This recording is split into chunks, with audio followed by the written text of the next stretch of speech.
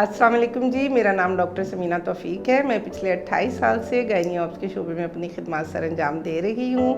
आजकल Lahore general hospital के outdoor में एज इंचार्ज गायनी ओपीडी अपनी खिदमत सर अंजाम दे रही हूँ। इसके साथ साथ जौहर टाउन में खैरुल बशर हॉस्पिटल में इवनिंग में अपने क्लिनिक पर अवेलेबल होती हूँ। आज जिस टॉपिक पर हम बात कर रहे हैं वो टॉपिक है कि हमारी बच्चियों को अपने अय्याम मखसूसा में अपनी सेहत और सफाई का कैसे ख्याल रखना है।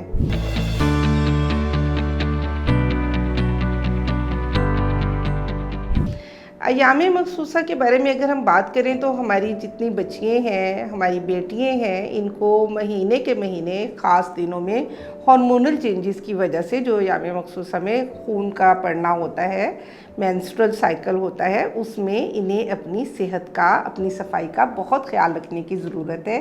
क्योंकि अगर सेहत और सफाई का ख्याल नहीं रखेंगे तो बहुत से इन्फेक्शंस हो सकते हैं, पेल्विक इन्फ्लेमेटरी डिजीज़ हो सकती हैं, यूरिनरी ट्रैक इन्फेक्शन हो सकता है, ख़ारिश हो सकती है, रैशेज़ हो सकते हैं। तो आज आपको मैं बता रही हूँ कि आप कैसे अपनी सेहत का ख्याल रख सकते हैं। अल्लाह ताला की तरफ से बहुत बड़ी ब्लेसिंग है कि वजाइनल कैनाल एक सेल्फ क्लीनिंग ऑर्गन है, यानी ये अपनी सफाई खुद से करती रहती है। ग्लैंड्स की सेक्रीशंस होती हैं और इसकी सफाई हो जाती है। इसमें अच्छे बैक्टीरिया और बुरे बैक्टीरिया दोनों होते हैं। तो अच्छे वाले बैक्टीरिया हैं वो सेहत का, सफाई का ख्याल रखते हैं। तो इसमें इसके साथ साथ अगर आप अपनी हिफ़्ज़ान सेहत पर देखें तो इन ख़ास दिनों में जो बच्चियाँ इस्तेमाल करती हैं माहवारी में, वो सैनिटरी पैड्स हैं, वो लाइनिंग्स हो सकती हैं, टैम्पॉन्स हो सकते हैं और वो मेंस्ट्रुअल कप्स हो सकते हैं। सबसे ज़रूरी बात बेटे इसमें ये है कि आप इसको बहुत जल्दी तब्दील कीजिए। एक पैड या एक मेंस्ट्रुअल कप या एक टैम्पॉन्स जो आप इस्तेमाल कर रहे हैं, उसके लिए ये ज़रूरी नहीं कि वो पूरा भर जाए तो आप उसको फेंकें और फिर आप दूसरा इस्तेमाल करें, ऐसा नहीं है। आपको बहुत जल्दी 4 से 6 घंटे के पीरियड में इसको तब्दील करना है, क्योंकि इसमें जो खून इकट्ठा होता है और जो इसमें वो सारा मवाद आता है मेंस्ट्रुअल साइकिल का, उससे आप बीमार हो सकते हैं, इन्फेक्शन हो सकता है। अगर वो पूरा सोक पैड नहीं है तो भी 6 घंटे के बाद आपको उसे ज़रूर बदलना है। लगता है बाजार के खाने बहुत खाते हो। जी डॉक्टर साहब, मैं ये मेडिसिन प्रिस्क्राइब कर रहा हूँ, वो आप ले लेना। अब कोई भी मसला हो तो मरहम से डॉक्टर की ऑनलाइन कंसल्टेशन बुक करो, क्योंकि डॉक्टर से बात होगी अब घर पर। दूसरी बात, अय्याम मखसूसा में अक्सर बच्चियाँ ये कहती हैं कि हम नहीं नहा सकते। हमें कहा जाता है कि इससे आपके पीरियड्स रुक जाएंगे, ज़्यादा हो जाएंगे या दर्द शुरू हो जाएगा।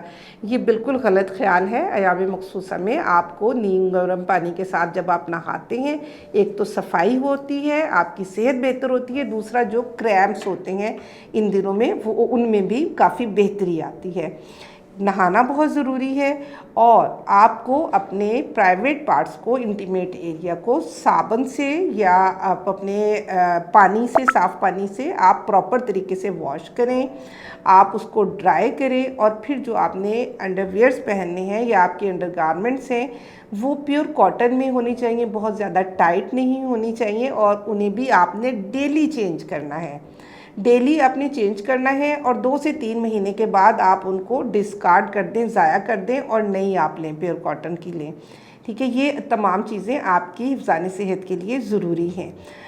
वजाइनल वॉश मार्केट में बहुत ज़्यादा अवेलेबल है। वजाइनल वॉश की सिलेक्शन के लिए आपको मार्केट से खुद नहीं ख़रीदना, हमेशा आपको गायनेकोलॉजिस्ट से कंसल्ट करके अपने लिए एक बेहतरीन वजाइनल वॉश लेना है जो आपके वजाइना के अच्छे वाले बैक्टीरिया को किल ना करे, उनको नुकसान ना पहुंचा दे और इसमें कोई फ्रेगरेंस ना हो और इसमें एक अच्छा सा मॉइस्चराइज़र हो। तो आप हमेशा जो भी आपके गायनेकोलॉजिस्ट आपको वजाइनल वॉश एडवाइस करते हैं उसको इस्तेमाल कीजिए। प्रॉपर तरीके से रेस्ट कीजिए, अच्छा खाना खाइए, आप नीम गर्म पानी से नहाइए, अपने पैड्स, अपने टैम्पॉन्स, अपने मेंस्ट्रुअल कप्स रेगुलरली चेंज कीजिए और अपना बहुत ख्याल रखिए। फ़ी अमानुल्लाह। किसी भी क्वेश्चन के सिलसिले में इससे रेलेवेंट आप पूछना चाहें तो आप marham.pk के through in clinic as well as online रब्ता कर सकते हैं।